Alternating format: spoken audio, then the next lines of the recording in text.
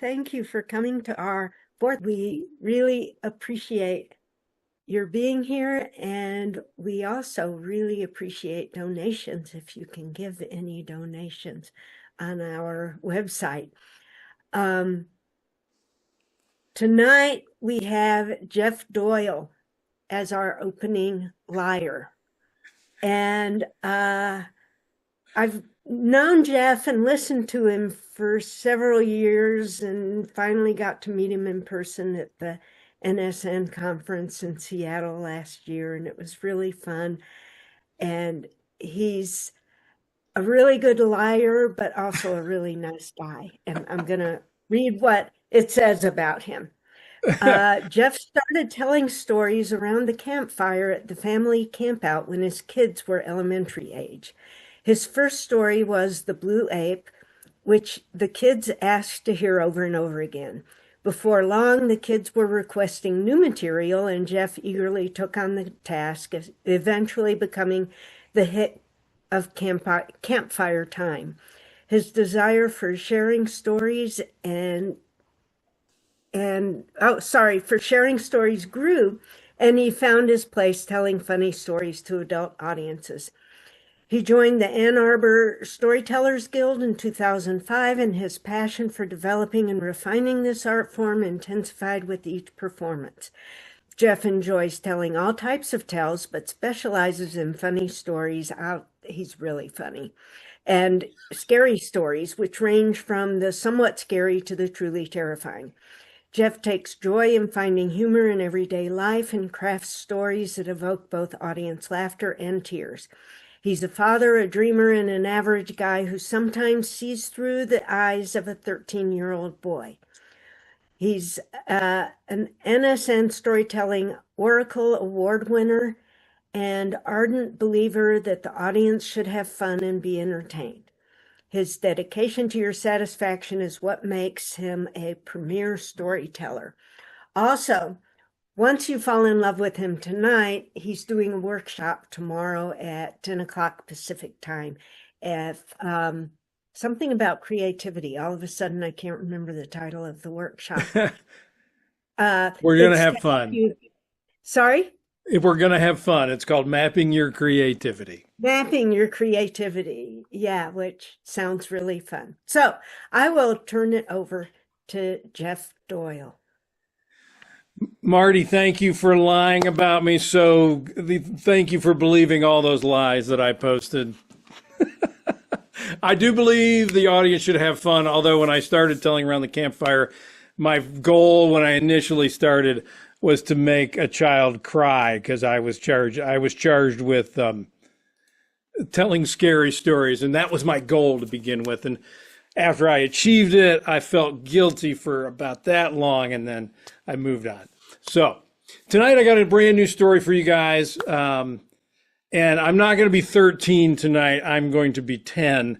So I'm regressing a little bit further. Mom, what's that smell? Oh, she says, it's the sewers in this neighborhood. They've been horrible for years. They back up all the time. She was taking me to my new friend Dave's house, Dave O'Brien. He had just entered the 4th grade, and we were in Mrs. Jones's class together. And our moms had met. Well, they were volunteering there, and they thought we should play more together. I said, Mom, that smell is horrible. But when we entered Mrs. O'Brien's house, the smell completely changed. It was a mix of florals, like a potpourri. There was pine-scented forest, lavender, and daisies. And then behind it all, you could smell the freshly baked chocolate chip cookies that she had made just for us. She said, you boys go wash up and then we can have some cookies. And Dave took me to the bathroom and I started to wash my hands And he said, "Don't touch that." "What do you mean? Don't touch that." I'm looking at it. It's soap, isn't it? "Yeah, it's soap. I'm supposed to wash my hands, right?" "Yeah." "Don't touch that." "Okay, let me get this straight. It's soap, but you're not supposed to touch it." And he says, "Yeah, it's looking at soap." Looking at soap. It was in a glass jar about yay big. And there were these beautiful little round globes like the planets that we learned about in the star system. They look so luxurious. Dave said my mom makes them. She's trying to start a business making soaps. "Well, then we can use them." "No, don't touch them. They're looking at soap." And then from under the counter, he pulled out an old bar of Doyle soap that was cracked along the ridges. And that was the little boy soap, apparently. So we washed our hands with the Doyle soap. And then I went to dry them on that beautiful white towel with the acorn embroidered on it. "No, don't touch that towel." "Okay, that's a towel, right? I'm supposed to dry my hands after I wash my hands." No, you can't touch that towel. "That's a looking at towel." A looking at towel? I didn't even know such a thing existed. After we were done, we walked past their living room, and above the fireplace, there were two broadswords crossed on the fireplace, and on each side was a suit of armor, and they were just the right size for 10-year-old boys. And I started to walk in because, you can't show that to me and not expect me to go, "Don't go in there." "Why not?" "That's the looking at room." "The looking at room? What do you mean looking at room? What about those suits of armor?" "No, you can't go in there." "How's your mom going to know?" And he says, "Well, the carpet is vacuumed perfectly. And if you walk in there, she's going to know you were in there." I says, "Dave, after we have cookies, can we go play outside?" And he says, "I don't think we should. It just rained. And, we might track mud in the house." So I said, "Dave, is there anything in this house that we might, instead of looking at, maybe we got some playing with stuff?" And after we had cookies, we went into his basement, and Dave pulled out this collection of Matchbox cars, all in their little carrying cases. And then he had one of Hot Wheels, and we got out the Hot Wheels track. He was very fastidious about the whole thing. When my mom picked me up, I asked her about the looking at stuff. I said, "What's up with looking at stuff?" And she says, "Oh, honey, we all have looking at stuff. I have some stuff of your great grandmother's that I don't really touch or play with. I don't want you to play with it. That's looking at stuff." I didn't have any looking at stuff. And I started to obsess about that looking at soap. Little boys, little 10-year-old boys don't like to be told they can't touch something.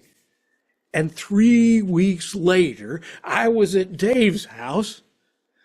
We were playing outside because his mom wasn't home. His older sister was watching us, and I was teaching him how to be a 10-year-old boy, how to become muddy, how to play in the creek that ran through that neighborhood and then through my neighborhood. And then we came back to the house, and I needed to use the bathroom, the facilities, and I got to go unescorted to the bathroom. And there it was. I don't know if it was a Freudian slip, but there was the looking at soap right there.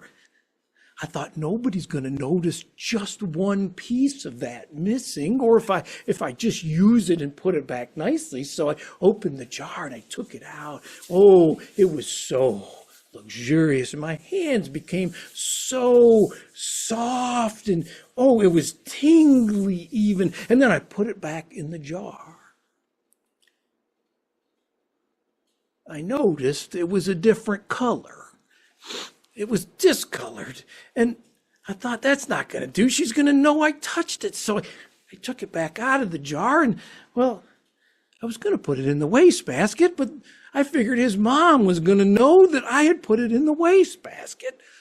So I opened up the toilet lid, and I put it in the toilet. And something magical happened. It started to bubble and foam up like his mother had created bath bombs. We didn't even know what those were back then, but this effervescence came up. And then I looked at the next piece of soap, and I thought, well, that looks a little stained from when I set the first wet piece of soap on there. So I took that out, and I thought I dropped that in the toilet.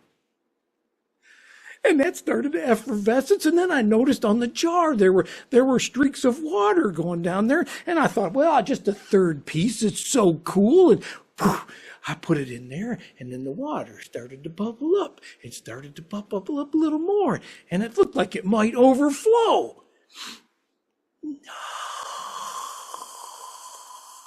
And then my 10-year-old boy, Logic, took the whole jar of soap. I needed to stop it from overflowing, so I dumped the whole jar into the toilet, and then it started to bubble a little higher and a little higher. And then I thought, it's going to overflow, so I flushed the toilet. And only, it doesn't go down. The water rises up a little higher. So I do that thing that we've all done in the past. We think, well, maybe if I just flush it one more time, it's going to go down. And I flush it one more time, and then it starts to come over the edge of the toilet. And I thought, they're going to kill me. And that's when I found the looking at plunger.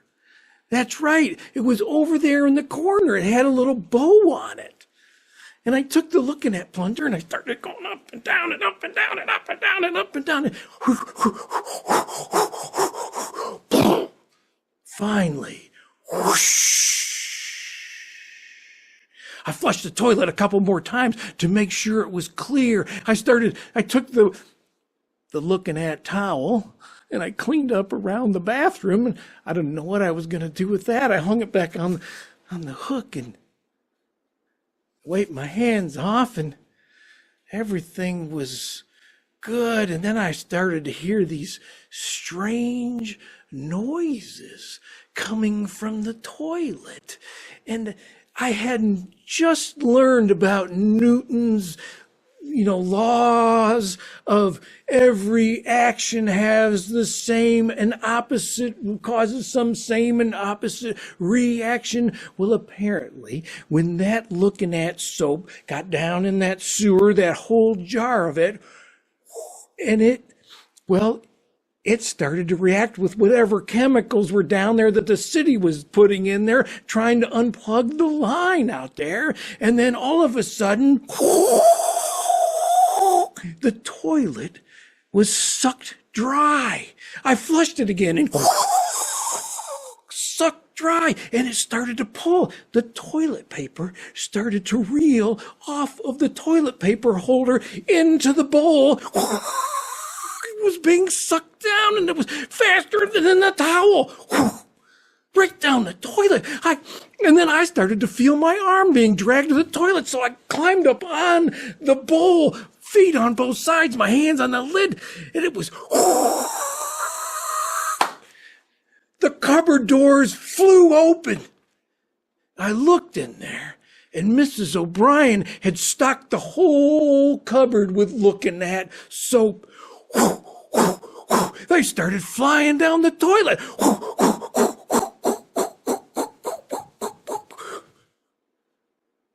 And then there was a period of silence. And then I could hear gentlemen yelling in the sewer because there was no water in the trap. Ah! Boom! I looked out the window, and bubbles were coming out of the manhole. In the street, suds were flowing up like somebody had put dish soap in the washing machine. That's a whole nother story. But it was coming up, and then the toilet. Bubbles started coming up the toilet, suds. Pretty soon the whole bathroom was waist deep in this stuff, and I couldn't open the door, so I opened the window and then kept coming up. And then pretty soon I was launched out of the window and into the street.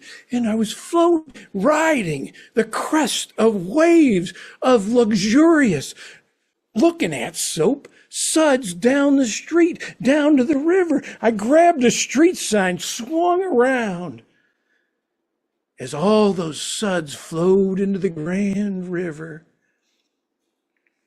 Well, I was only 2 blocks from the house, my house, and there was a light rain came down, and it rinsed me off, and then the sun came out, dried me off, and I walked into the house and said, "Mom, I'm home," and I smelled like a flower and a pine forest.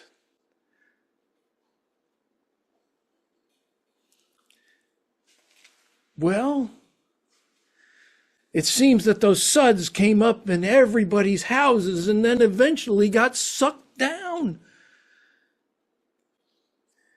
And because of that, they blamed the whole mess on the city's sanitation workers that were working in the sewer outside.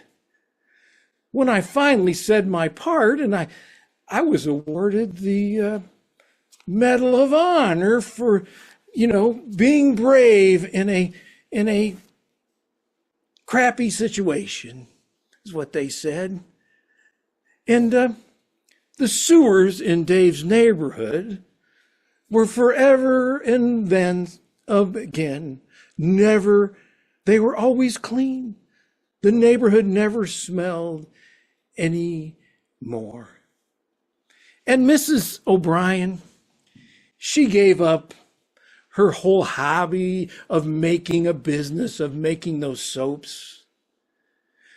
But she was later filed the patent for a product called Drain O'Brien, which was eventually shortened to Drano. And that is the end of a smelly situation.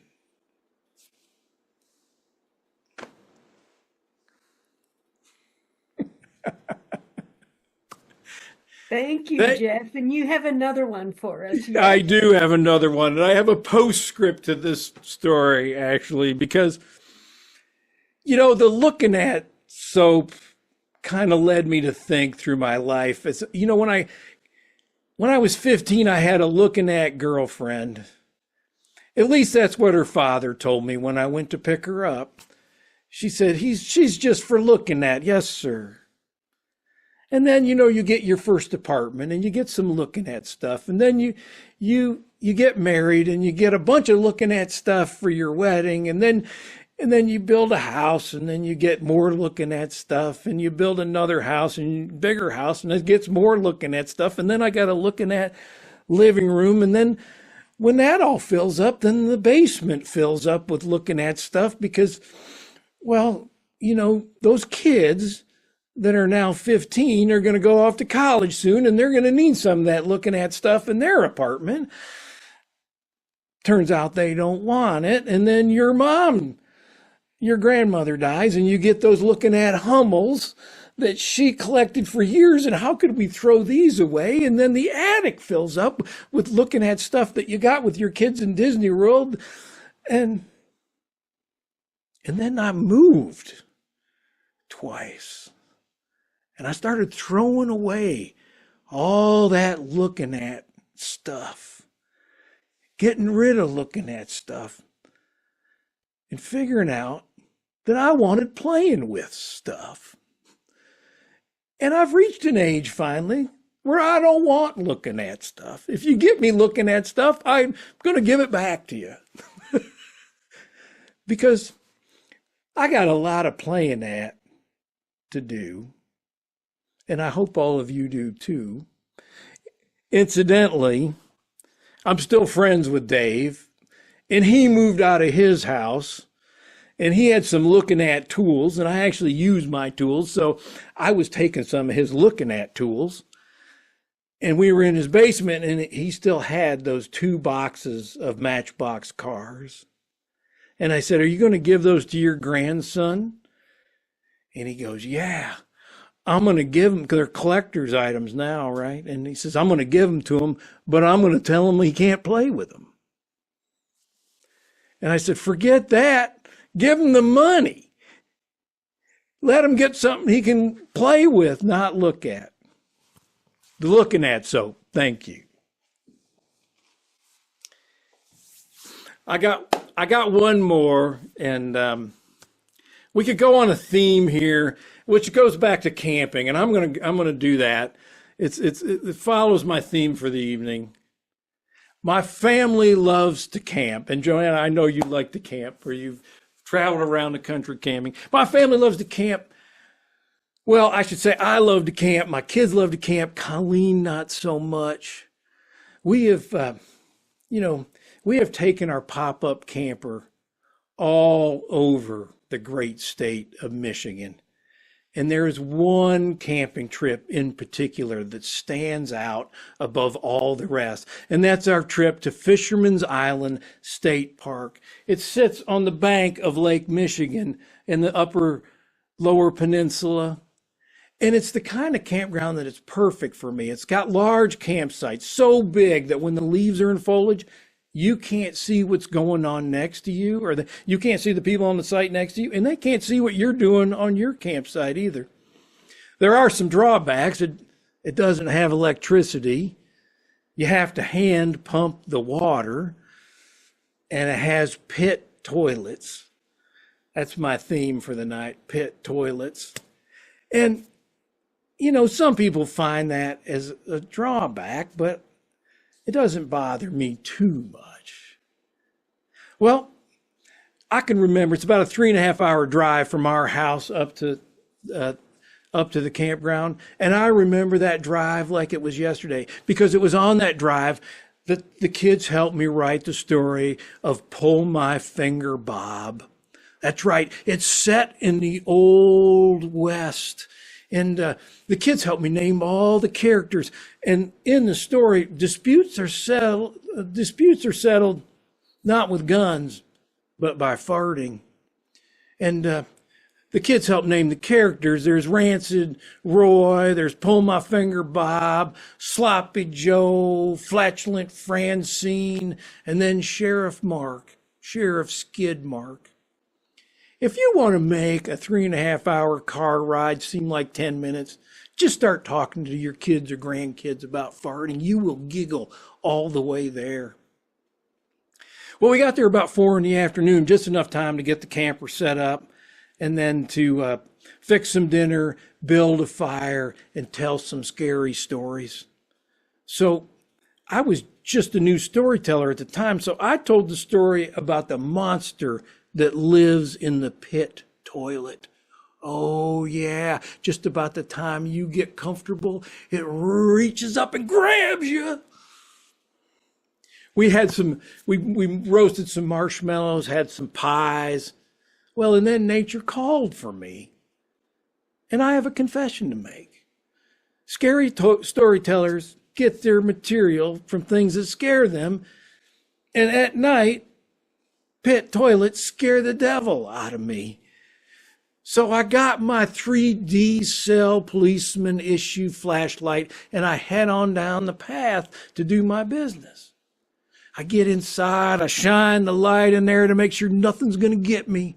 And then I sit down and lean back. Oh, something bit me. Something bit me. I ran all the way back to the campground. Something bit me. There's something in that toilet. Nonsense, Dad. Nonsense. Turned out it was a cracked seat.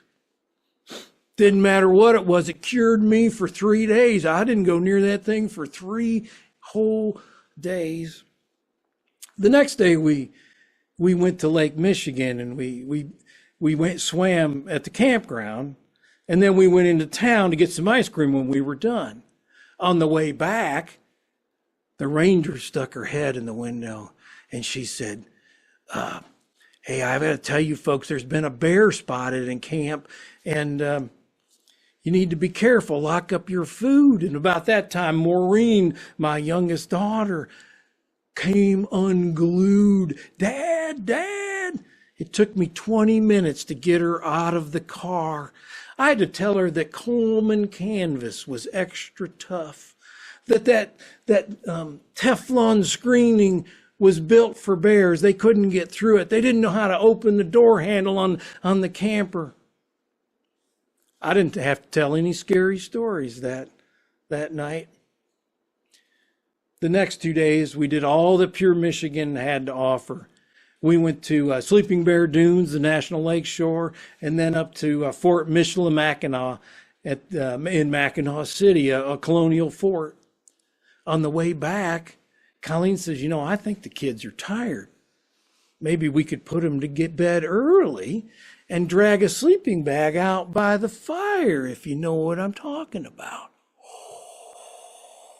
I got the drift. I'm like, oh yeah, I got there. I fixed some dinner, flipped some burgers over, made vegetables, got those kids, told a couple stories, put those kids in bed. We had a glass of wine, and then we dragged that sleeping bag out by the fire and climbed in. I can still remember the cool breeze coming off the lake, the sound of the waves crashing on the beach, the smell of pine trees, the cold air on one side of your skin and the warmth of the fire on the other. That fire was heating up nicely, and that's when we heard it.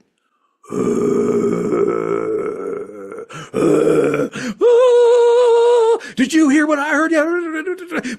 We ran in the camper. We could not see the bear. We climbed into our bunk. I did try to rekindle the fire.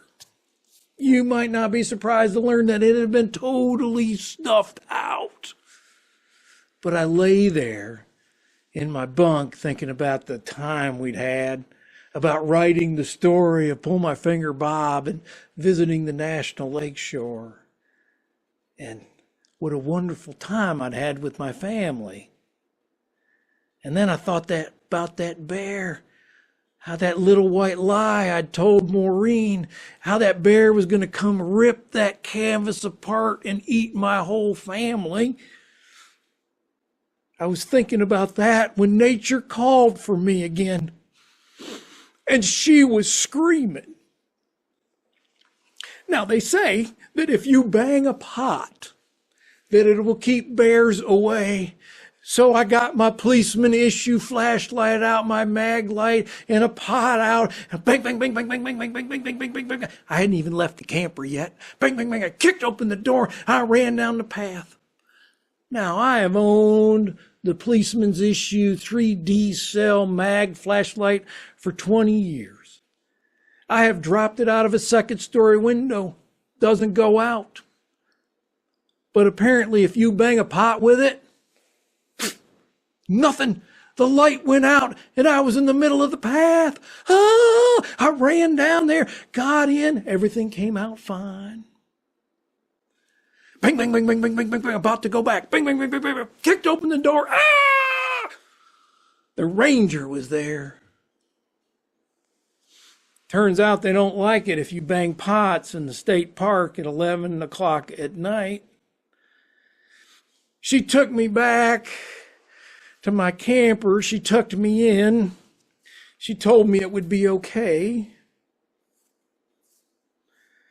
My family still loves to camp. But I should tell you that we've upgraded our camper.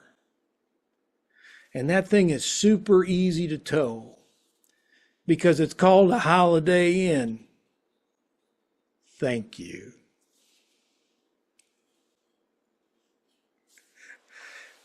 Woo! What a wonderful time. Thank you, guys.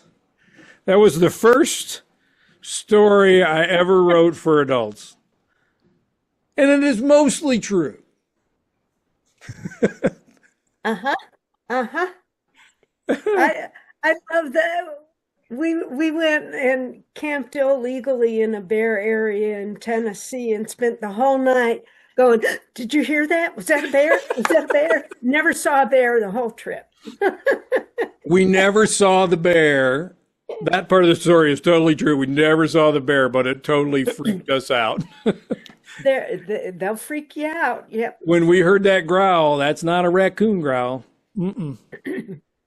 Thank you so much, Jeff. Those were awesome. And again, if you want to map your creativity, try his workshop tomorrow at 10 o'clock Pacific time here on Zoom.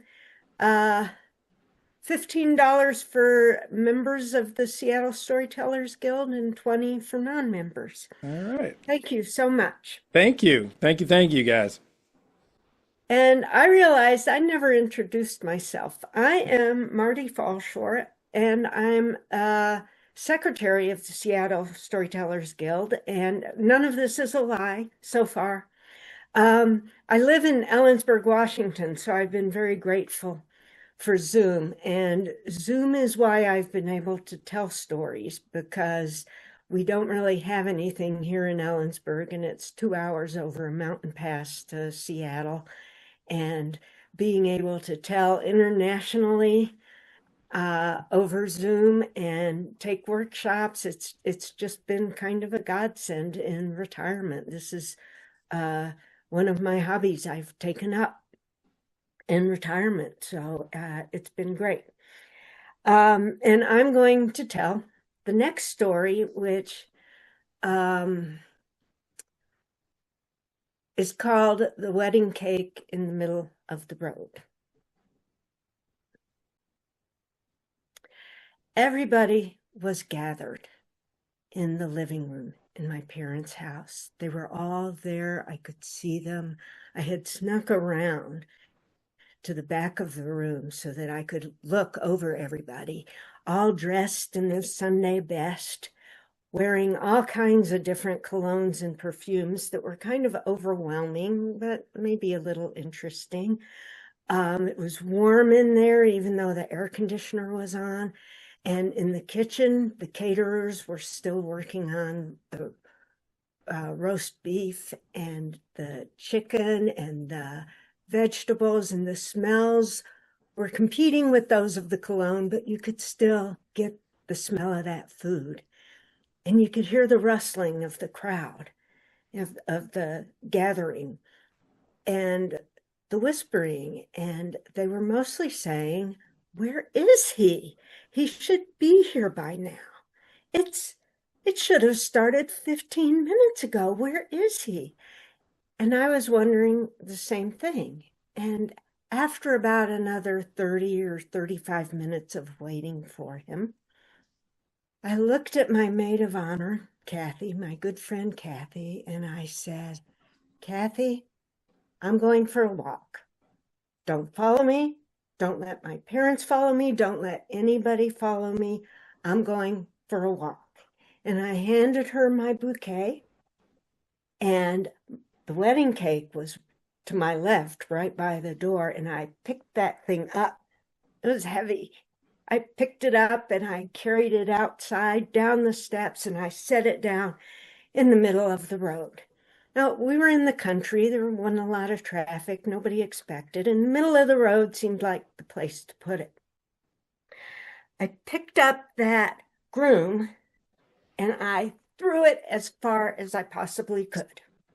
And then I picked up the little bride, licked the icing off her little feet, and set her down carefully next to the cake. And then I took that top layer of cake the layer of cake that's for your first anniversary. I took that top layer and lemon poppy seed cake with lemon icing, my favorite. The sugar and the tartness, the sweetness and the tartness was just worth everything. And I started walking down the street with my little piece of cake. But I was wearing heels, and I don't usually wear heels, and they were hurting my feet. So I took them off. And I kept walking. Kind of finished my cake. I should have taken the whole thing, but it weighed a lot. I'm walking, and my stockings, of course, are getting all torn up as I'm walking down this road. So I stop. I take off my stockings, leave them in the middle of the road, and I keep walking. And the train of my dress is getting all dirty, so I take that off. And I'm getting hot and sweaty and dirty from the road. And so I just go and I take the whole thing off and leave it in the middle of the road. And I'm walking and ending up in the woods. And I'm trying to think about how I feel about this situation and how I got here. How the heck did I get to my wedding day with this man who didn't show up for his wedding day?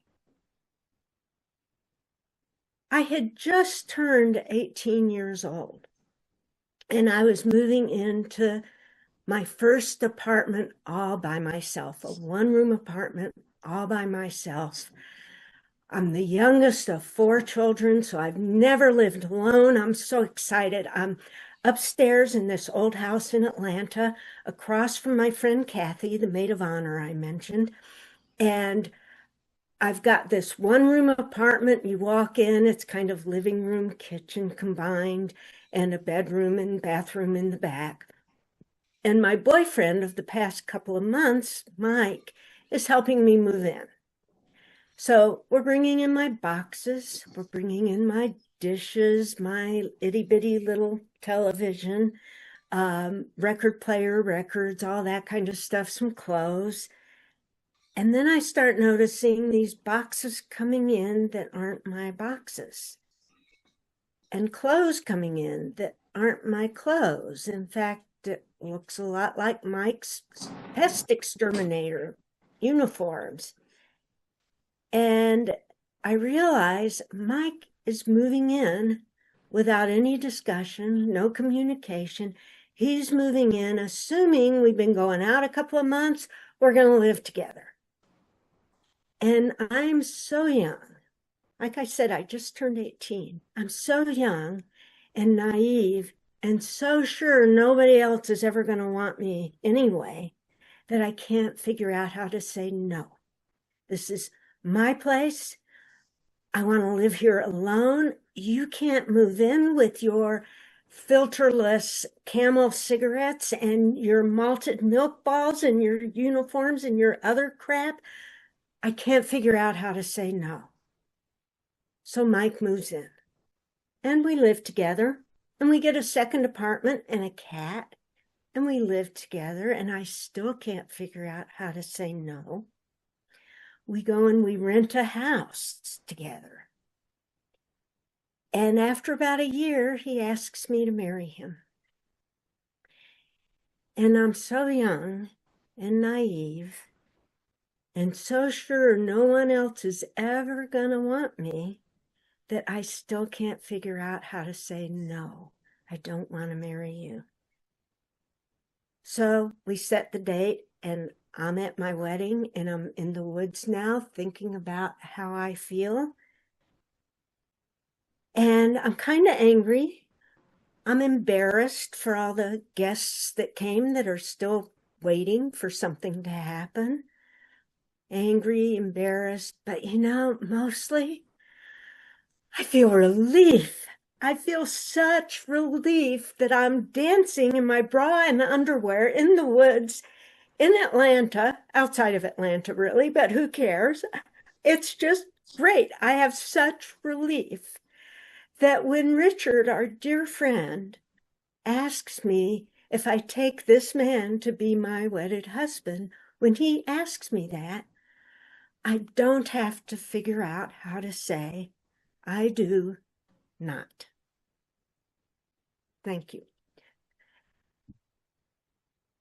And thank you to,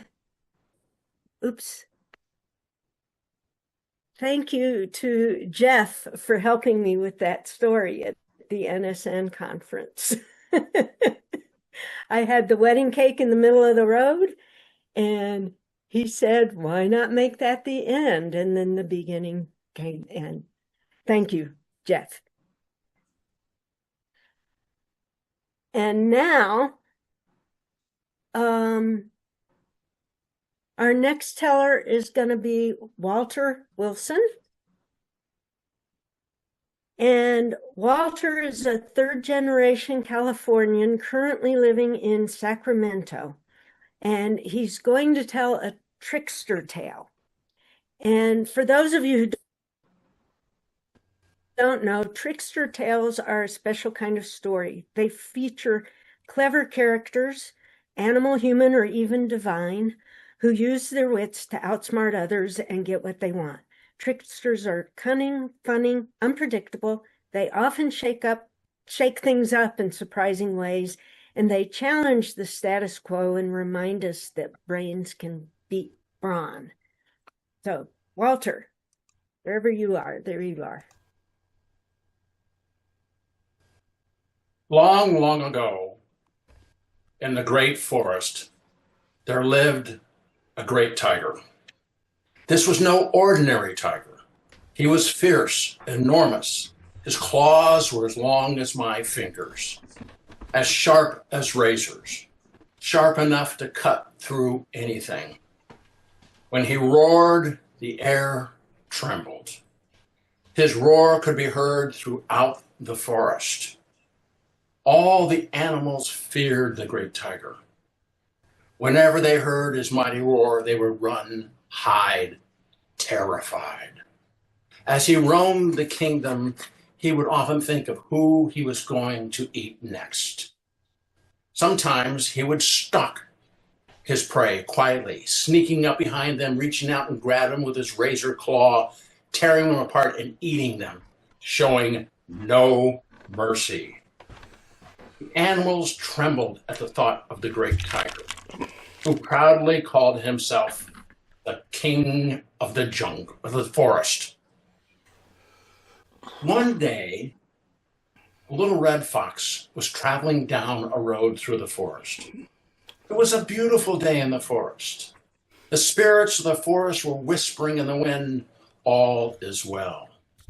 A family of blue jays fluttered in the bushes.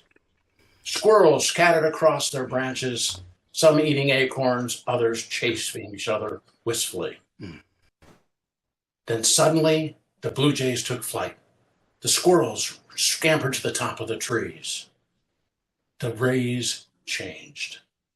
The little red fox stopped, stood on his hind legs, sensing, as if the spirits of the forest were telling him, change is coming to the forest. The fox looked to the left, looked to the right, looked all around, and then he saw the great tiger. His heart raced. The great tiger is chasing me. I can't outrun him. What am I going to do? Think, think, think. Come up with a plan. The little red fox stood in the middle of the path, waiting for the great tiger. All the animals up in the forest and the trees were wondering, what is this crazy little fox up to? He could feel and sense the great tiger coming. Just as the great tiger reached out his claw to reach him, the little fox turned around. Tiger, what are you doing? What do you want? The tiger was stunned. No one had ever challenged him before. I am going to eat you for lunch. Are you kidding? Tell Tiger, no. Tiger, did you not get the memo? What memo? Tiger, everyone in the forest got the memo. It says you have been deposed. You are no longer the king of the forest. I am now the king of the forest. Impossible. My father and his father before him. We have been kings of this forest for over 100 years. I do not believe you! Tiger, do you want me to prove to you that I am now the king of the forest? You want me to show you? Yes, show me. But little red fox, if you are trying to trick me, beware, I will joyfully tear you limb from limb and enjoy each and every little morsel. Okay, Tiger, let's go. Come on. And they keep walking down the road. The Tiger is going, this is impossible. I do not believe it. I'm just going to reach out and grab him. Tiger, come closer, follow me, come on. They come to a meadow, a grassy meadow, with a river running through it.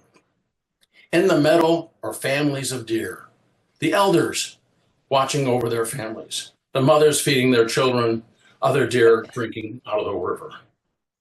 Tiger, do you see what I see? Tiger, do you see all those animals? Watch what happens when they see me. Come, Tiger. The fox steps into the meadow, lets out a long, slow whistle. They turn and look, and fear overcomes them. A warning cry goes out. All the deer flee out of the meadow. The beaver, the raccoons, they all flee. Suddenly, a lively meadow is quiet. Did you see that? Did you see that when they saw me? I saw it, but I do not believe it. It is impossible. My family has ruled this forest for generations. Oh, Tiger, do you still need proof that I am the king of the jungle? Yes. They cross the meadow and enter down another little path. Again, the tiger is saying, I'm going to end this and eat him now. Tiger, come closer, follow me. They come to a clearing filled with rocks and tall trees. There are monkeys scattered throughout the clearing. Some of them are watching each other, mothers feeding their children, others playing with each other playfully. Tiger, do you see that? Do you see that?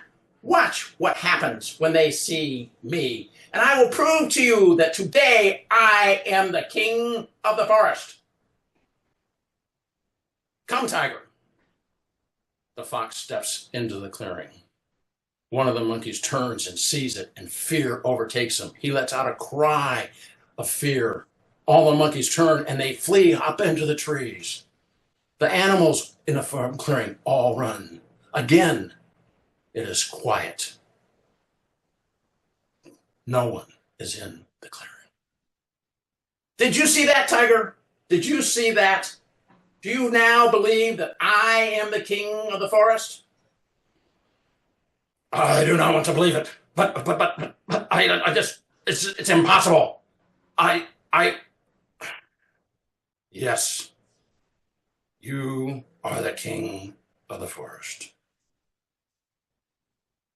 Tiger, as king of the forest, I order you to leave my forest now, today.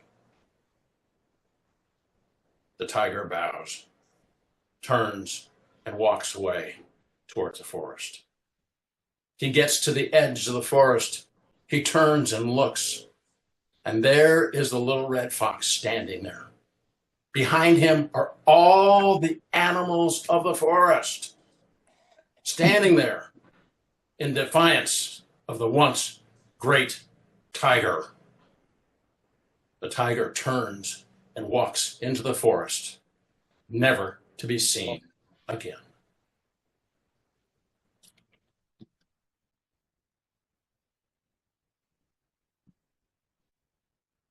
Oh, Walter, thank you for that. Oops.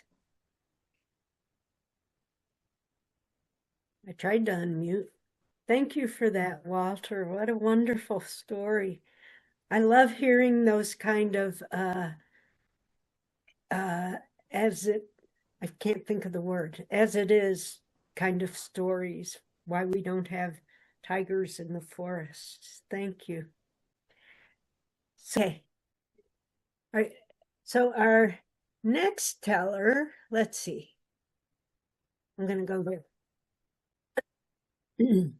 Our next teller is Anne Brendler, who is the former treasurer of Seattle Storytellers Guild, and she is still on the board doing what she does best, keeping us on our toes, for sure.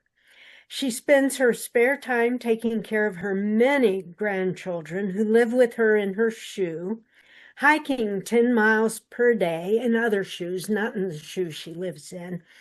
And she does this hiking, rain, shine, snow, or earthquake. She's learning Spanish and, of course, telling lies. So here she goes, Anne Brendler. Thank you, Marty. Hello, everybody. Yes, indeedy, here I am. And I have a story to tell you reminiscent of the days when we would all get back from summer vacation and have to write that theme, what I did on my summer vacation.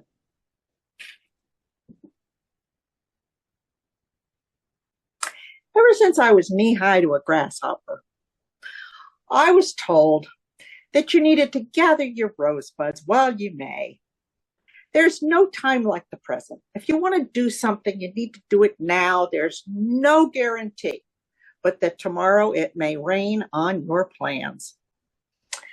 And so last summer, when the temperature was rising with no relief, I decided that it was time to strike while the iron was hot. It was finally time, since I hadn't had our vacation in who knows how long, that it was time for me to take a vacation. Now, you may think that I've clinched the title as crazier than a June bug because it looked like I was going to overthrow my complete job and just walk out the door. No, I'm not that crazy. But I hadn't given my boss much advance notice. Still, it was important to me to take a break, to get out of this fast-paced life of work, go home, work, go home, work, work, work. I could hear deadlines breathing down my neck. It was that bad. I had been going hell-bent for leather in the fast lane with no brake for too long, pushing the pedal to the metal. I could do every task at work in a New York minute. It was time to get out of the rat race. So the next morning, on my way to work, I hitched up my overalls. I pulled on my boots. I rolled my sleeves and I walked right into the bank and filled out a deposit slip. Yes, I did. Now, I didn't take out all my money. I mean, I had to have some for a rainy day, but I did take out a goodly portion of it. And I took that home because I was going to ride a horse of a different color. But before I went home, I stopped at the office and I needed to tell my boss that I was leaving for a while. Oh, I looked at the cash in my hands. I thought, man, that is just pretty as a picture. Well, I don't know, chicken feed, maybe not pretty as a picture, but still, I had all this money I was going to spend on my vacation. Now I just needed to persuade my boss that I needed a vacation. And surprisingly enough, he said, yeah, we don't need you here right now. You can go and take a vacation. Well, that wasn't what I wanted to hear, but okay. I took his advice, and my colleagues were supposed to fill in for me while I was gone, and they didn't much like the idea, but well, I just waved to them as they were agreeing with envy that I was getting a vacation, and I went on out the door. I said, so long. Elvis has left the building. And I went on my way. Well, I was just on cloud nine. I was so excited about this trip. And then it hit me that I really hadn't planned the trip. I got the money, yep. And I got permission from my boss, yep. But I didn't know where I was going. In fact, I guess I'd kind of gotten the cart before the horse, and you know how it is when you catch the ball in the end zone and you just don't advance it down the field. I didn't know where I was going. I guess I sort of jumped the gun. I was in a pickle. I sat down, I looked at my pile of money, and I thought, gee whiz, I was going to be on the road to high adventure, but high adventure where? I didn't know. And I just sat there kind of spinning my wheels. Well, to make a long story short, I realized that I'd had bad hair days before, and I had risen above that extreme misfortune, and I could do it again. And I began some self-talk, and I said to myself, you know what? This is not your first rodeo. You didn't just fall off the turnip wagon. You just get right back up. You put yourself together, Missy. Stop looking like you've just lost your last best friend. Get with it. You got to get your mojo working, girl. Come on. Get on with it. You cracked me up. Myself kept talking to me. Of course we can pull this off. We weren't born yesterday. We're going to do this. And so, not to put lipstick on a pig, but I can be pretty fast if I want to be fast. And I wasn't up the creek without a paddle. I could do this. And so I could move with lightning speed. I really could, especially when there's an opportunity to have my cake and eat it too. So I spun the wheel of fortune. I turned it to my right. Right there on my couch was my globe. The globe I got in 4th grade, and I brought it over onto my lap.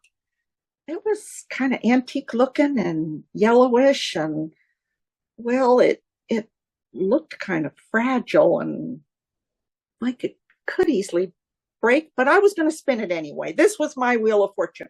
And I took it and I spun it. And my plan was to just poke it somewhere, and wherever I poked, that's where I was going to go on my vacation.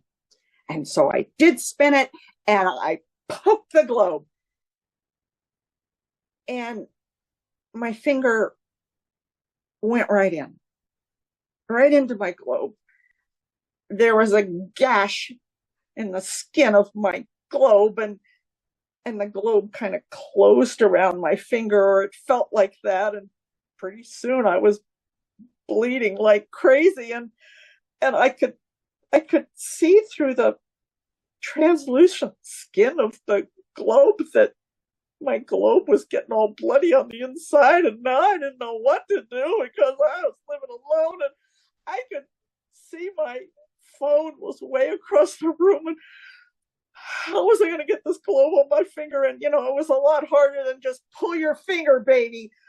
Here I was planning to go on the high road to adventure, and I got my finger stuck in the globe, and I didn't think that was too much fun, but I had to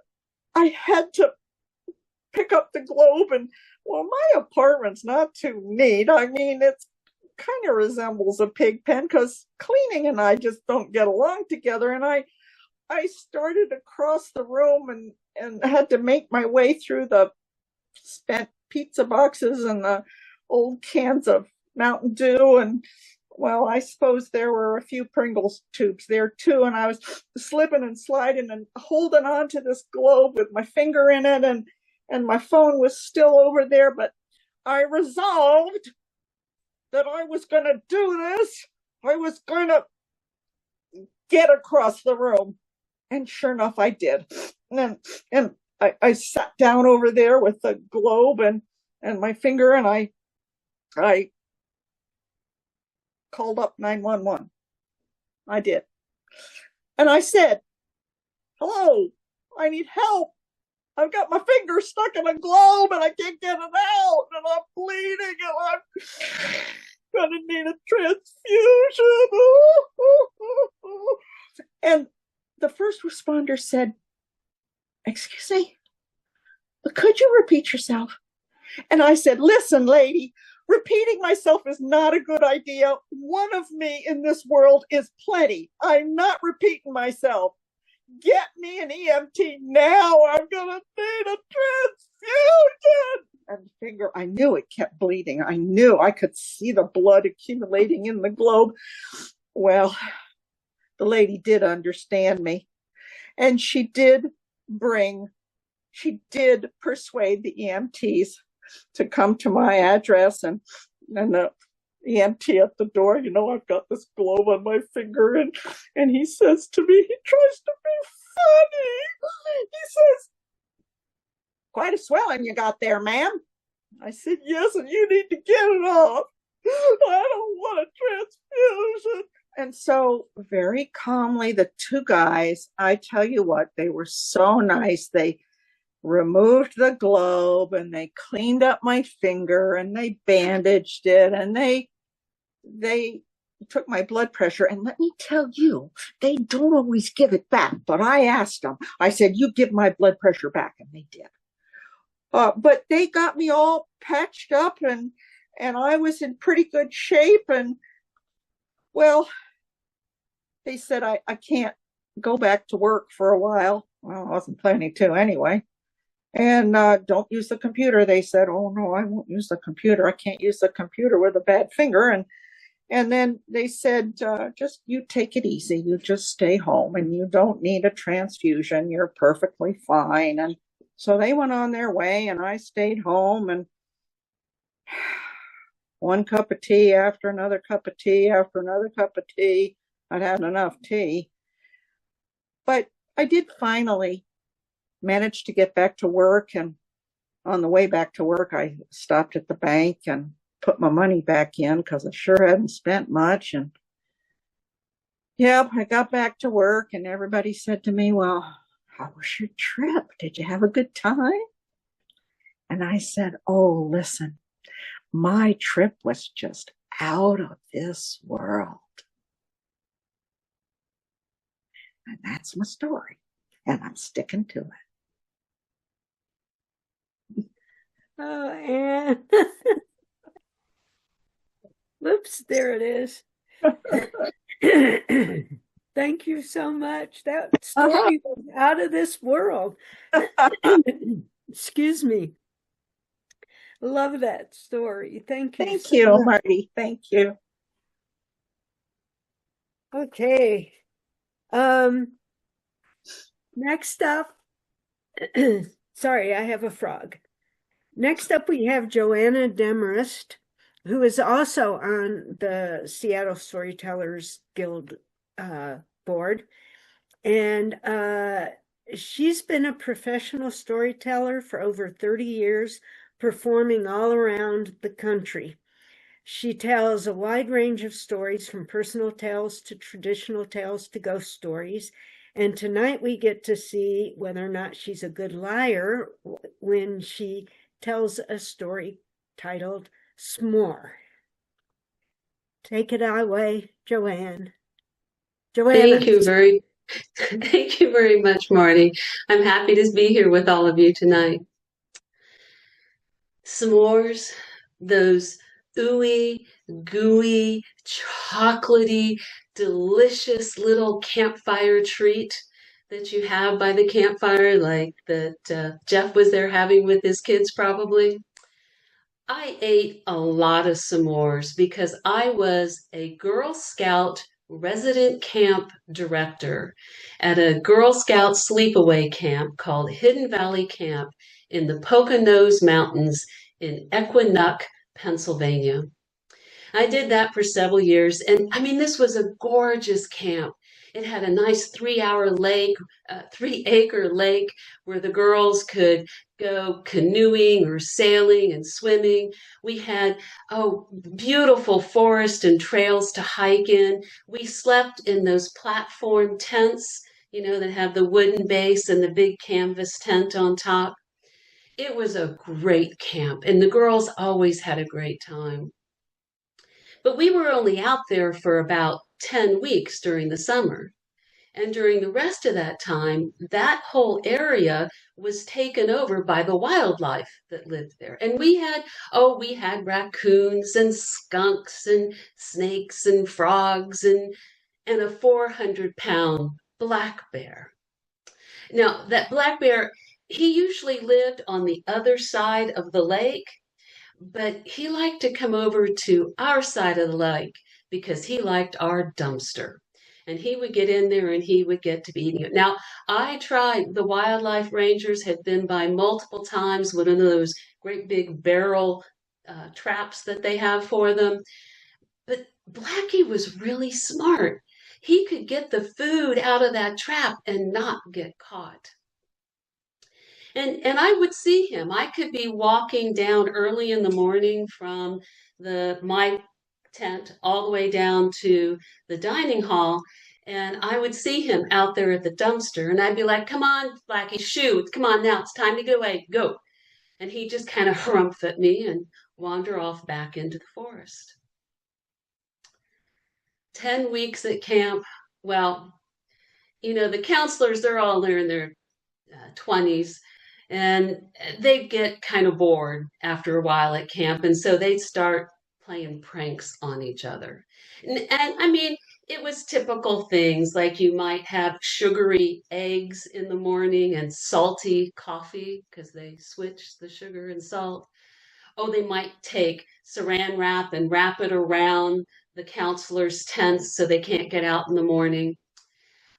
And all of the pranks, we had rules. They were very strict. You had to be, safe. You couldn't endanger them. And it could only be between the counselors or the staff. It couldn't involve any of the kids. And the counselors played all kinds of these kinds and they started trying to play them on me, trying to get a rise out of me as being the director, the stage director that told them what to do every day. And they would do things and I would just kind of ignore it, or, I'd eat my sugary eggs if that's what it was. One day I came down to the dining hall and I looked out through the window, and in the middle of that 3-acre lake was my golf cart. The golf cart that I drove around every day, all around camp. The counselors had swum out to the floating dock, pulled it in, drove my golf cart on top of it, and then took it back to the center of the lake. Well, I saw that and thought, just went about having breakfast, did all the morning routine, and then right before I went to leave, I turned to my head counselor and said, "Oh, by the way, I'll need my golf cart at 10 o'clock at my office." Well, the counselor's like, we got to get her. We got to raise the stakes here a little bit. Now, we had a very strict rule with all of this wildlife that we have that we're living with, that there could be no food in the tents. So the counselors decided they'd just take some crackers and they put it in my tent, hoping that I'd get a visitor in the middle of the night. Now, I didn't see it because I usually got back to the tent pretty late. And most of the time I was exhausted and I would just fall into bed. Middle of the night, all of a sudden I hear this scratching noise. And I look down and there is a skunk coming in. There's crackers that they've dropped on the floor. And the little skunk's coming along and eating all of them. And I played possum and I just waited for that skunk to go right on out the other side. So the next morning, I'm not going to let the counselors think that they got to me. And I'm like, told this cutest story about how this skunk came into my tent and remind all the girls, no food in the tents. Well, the counselors are like, nah, we got to get her. Well, it just so happened that that particular week, when you've been at camp for 10 weeks in the summer, you get tired of doing the same things over and over again. So they decided they were going to have a s'mores competition. You know, that graham cracker with the melted Hershey's chocolate and the gooey marshmallow in it. But you don't have to make them like that all the time. You can make them out of all kinds of things. And so the counselors got with the girl at the beginning of the week. The girls were there for a week. And then they would order what they needed to make theirs. And then on that Friday night, we would have all of the supplies there for them to make their different s'mores, and they would all have a chance to taste them. And they were creative. They had ones with graham crackers and peanut butter and marshmallow, kind of like that marshmallow fluff. They would take 2 Thin Mint cookies and put a melted marshmallow in between. Or, the counselor's favorite, they made an intoxicating rum punch variety. Well, they had a wonderful time and having a wonderful competition, and the rum punch, of course, did win. And they got done with the competition, and there's a lot of debris afterwards, a lot of extra stuff that all got dumped into the dumpster. Well, it was the counselor's great idea that they take some of that leftover stuff from all of the s'mores and put that in my tent. And it just so happened that as they were carrying it up there, they left a little trail from the dumpster all the way up the hill straight to my tent. Again, after the whole campfire thing, I'm exhausted. It's like midnight before I go to bed. I go in, I just lay down in my cot and I just pass out. Middle of the night, I get up thumping and something's hit the side of my tent, and my cot knocked me and woke me up. And I can hear, and all of a sudden I look up and there is a snout coming through the fold of my tent. And I look out and it's Blackie, and he's coming in and he's eating all of those bits of the s'mores that are all through my tent. And I'm like, oh my gosh. And I am truly playing possum, and I'm just waiting. He's knocking my shoes out of the way, knocking my bed. And I'm just, oh, please, Blackie, just go on by. And he goes all the way, eats everything out, and goes out the back end of my tent. Well, you can imagine the next morning, those counselors got a rise out of me. And I told them, okay, we were done with this, that we were starting to put people's lives in danger, that was it. And then I called the wildlife ranger and said, I know we've tried to trap this bear before, but it is now time. We have got to get rid of this bear. It's too much. And I went back to my tent, and boy, I cleaned it top to bottom. There was not a crumb left in my tent. Next night, all of a sudden I hear and all of a sudden I look up, and there's that snout coming in through my tent again. I'm like, oh man, no. And Blackie comes in and he's knocking my bed, and he's looking around, it's selfless, and he's looking and looking, and he can't find anything to eat. And then all of a sudden, it got real quiet. And I hear, oh.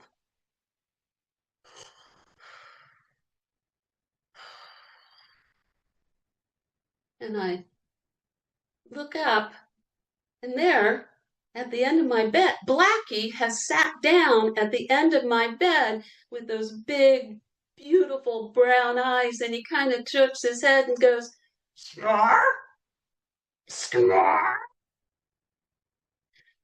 I went, "Oh, Blackie, no, no, I'm sorry, no more, no more. You shush, go on now." He harumphed and turned and walked out of the tent. Well, the next morning, had called that wildlife ranger. He showed up and I said, "I know what to do. I know how to get him." So I went into that barrel bear trap and I took a whole box of graham crackers. I took 2 bags of marshmallows. I took a whole bunch of chocolate and piled it up there. And we waited. That next morning, when I walked down to the dining hall, I'm looking there right next to the dumpster, and there's Blackie sitting in that trap. He's got cracker crumbs and marshmallow and chocolate all over his snout. And I look over him at him, and he just kind of, and I said, "I'm sorry, Blackie, but you got to go." And he kind of winked at me because I knew that next summer he was going to be back for some more. Thank you. So we've got a theme going with bears and camping. So Absolutely. We got bears and camping and tigers. Oh my, lions. No, no lions. Bad boyfriends. Okay. Thank you so much. That was awesome.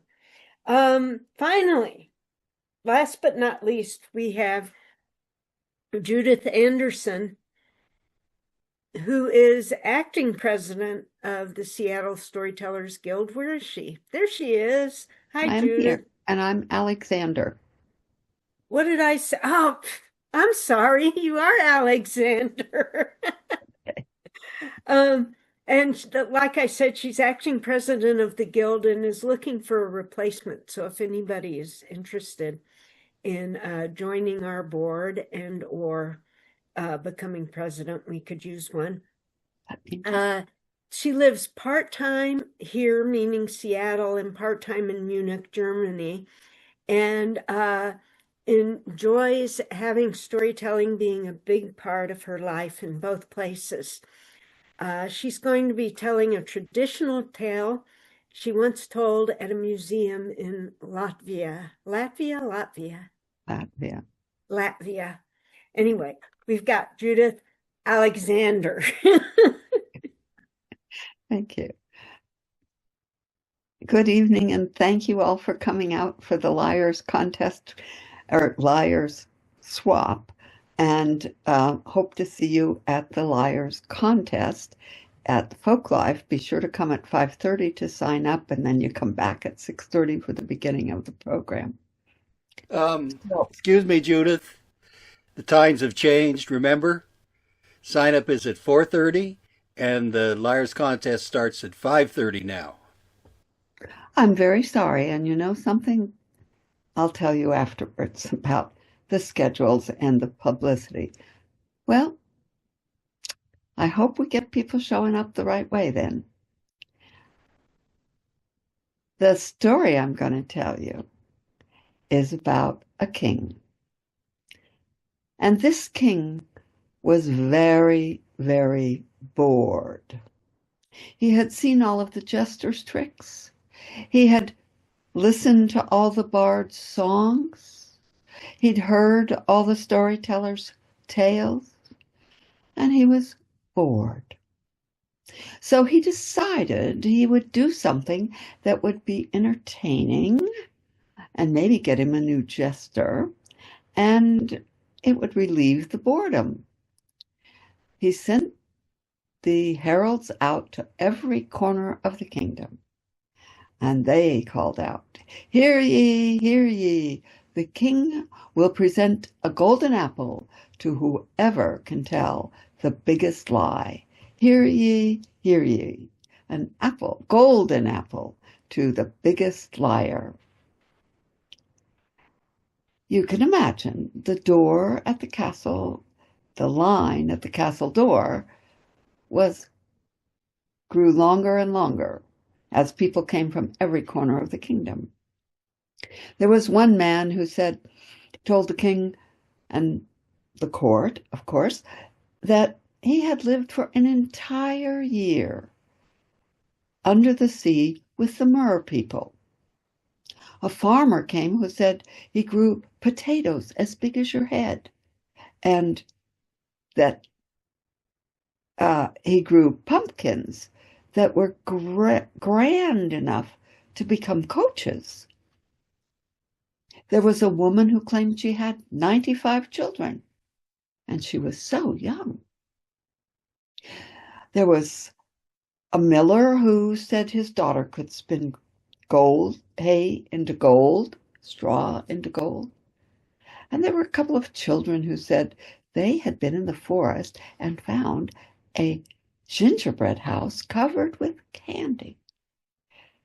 Well, the king thought these were all great stories, but none really stood out enough to warrant winning the apple. The line at the door dwindled, but one day an old lady came, and she was carrying a big iron pot. And when she appeared in the throne room, the king said, "My lady, do you need that pot to tell your story?" "No, I need the pot to carry the gold home that you owe me." "What do you mean? That's ridiculous. What?" "Well, don't you remember, sir? A month ago you were in the forest and I loaned you a pot full of gold." "Ha! Ha! That's ridiculous. Have you lost your mind? I could sit here to the end of my days and never hear a bigger lie. It's just not true." "Well, sir, if it's the biggest lie, then I believe I've won the golden apple." Well, the king, give her the apple or fill her pot with gold. "Oh, well done, well done. You have won the apple." And the woman went home with the golden apple and a terrific story.